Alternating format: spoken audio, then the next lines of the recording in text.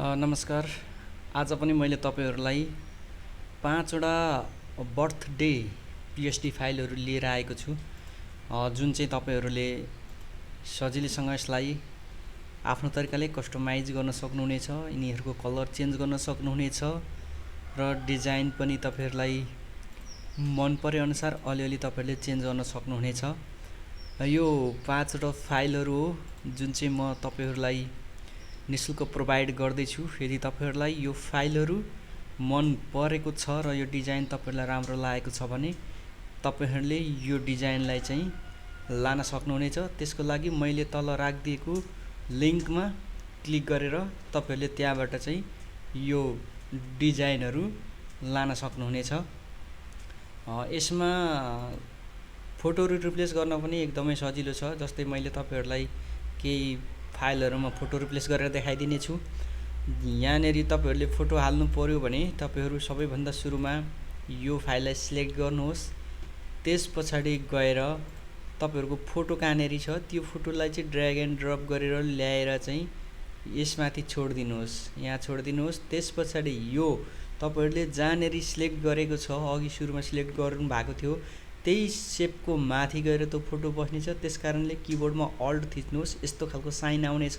त्यसपछि यहाँनेरि माउसले यसलाई क्लिपिङ मार्क्स गरिदिनुहोस् र अब यहाँबाट तपाईहरुले यो साइजलाई एडजस्ट गर्नुहोस्, यसरी मिलाउनुहोस् अनि इन्टर थिच्दिनुहोस्। यो बसो। यो एउटा तरिका भयो फोटो हाल्ने। अब तपाईहरुलाई यो तरिका अप्ठ्यारो लाग्यो भने तपाईहरुले अर्को तरिका पनि के गर्न सक्नुहुन्छ भने तपाईहरु सुरुमा डाइरेक्ट फोटो ल्याउनुस्। त्यसपछि यहाँनेरि है माथि कुनै न्यू ट्याबमा, यही फाइल माथि होइन कुनै न्यू ट्याबमा ल्याएर छोड्दिनुस्। कन्ट्रोल ए गर्नुस्, सिलेक्ट भयो। कन्ट्रोल सी गर्नुस्, कपी भयो। त्यसपछि आफ्नो फाइलमा जानुस् र यहाँनेरि आएर यसलाई कन्ट्रोल भी अर्थात् पेस्ट गरिदिनुस्। अब यो पेस्ट भइसक्यो।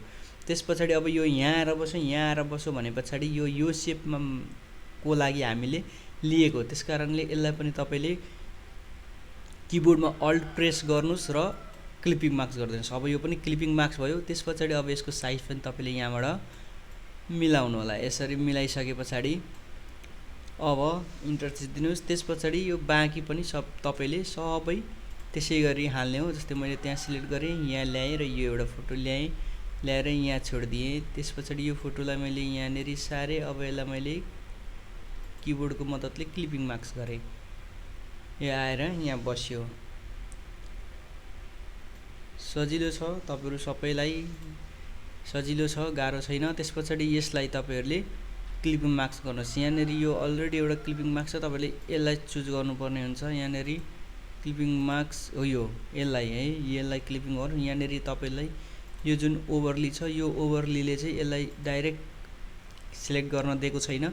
त्यसकारणले तपाईहरुले यसलाई सिलेक्ट गर्नुहोस्। त्यसपछि यहाँबाट यो फोटो मैले ल्याएर हाल्दैछु, यहाँ छोड्दिनुहोस्। यसलाई तल सार्नुहोस् र यसलाई यहाँनेरि क्लिपिङ मार्क्स गरिदिनुहोस्। अब यसपछि यसको साइज यहाँबाट एडजस्ट गर्नुहोस्। सजिलो छ, त्यस्तो गाह्रो छैन। तपाईहरुले यो रिप्लेस मजाले गर्न सक्नुहुनेछ। अब यो भयो, रिप्लेस भयो। अब तपाईहरुले यो पनि सजिलैसँग यो डेटहरु पनि तपाईहरुले सजिलैसँग चाहिँ यहाँ एडिट गर्न सक्नुहुनेछ आफ्नो तरिकाले। तपाईहरुको यो डेटहरु पनि तपाईले आफैले सजिलै एडिट गर्न सक्नुहुनेछ है त। यो सबै एडिट गर्न सक्नुहुनेछ। यसलाई हेर्नु होला। यो पनि तपाईहरुलाई अब डिजाइन मन परे यही राख्नु, मन नपरे अर्को राख्न सक्नुहुनेछ। त्यसपछि PSD2 तर्फ जाउँ। PSD2 मा पनि सबै कुराहरु त्यही हो। यसरी सिलेक्ट गर्ने, फोटो ल्याउने, क्लिपिङ मार्क्स गर्ने, हाल्ने। म तपाईलाई एउटा गरेर देखाइदिन्छु, हेर्नु होला। जस्तो मैले यो फोटो निकाले, यहाँ ल्याएर छोड्दिए।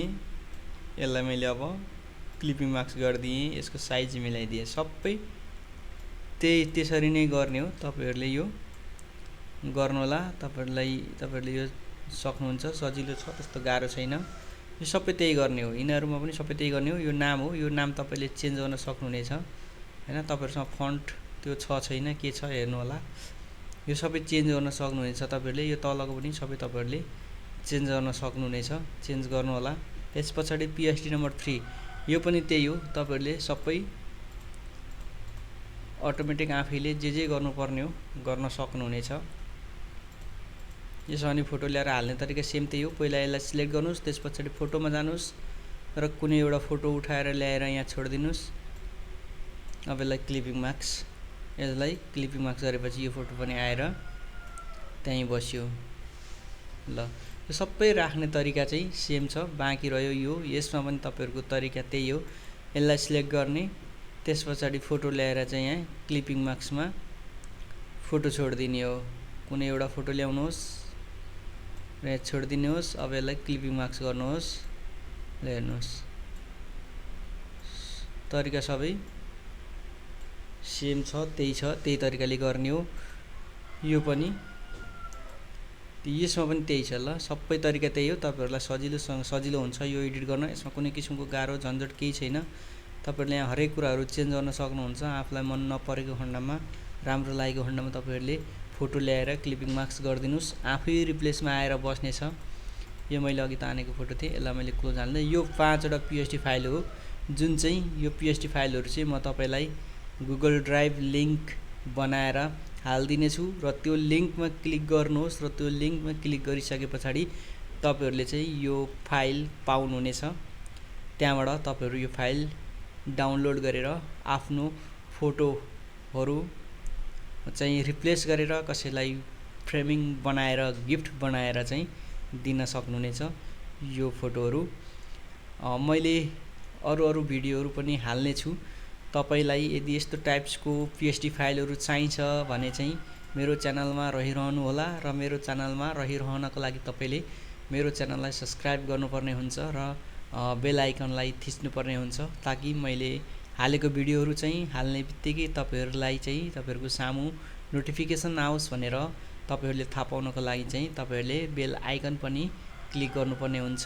यदि तपाईहरुलाई यस्तो पीएसडी फाइलहरु मन पर्छ भने चाहिँ मलाई सब्स्क्राइब गर्न नभुल्नु। म फोटोशप सँग रिलेटिभ सबै खालका पीएसडी फाइलहरु चाहिँ तपाईहरुलाई अपलोड गर्दै जाने छु।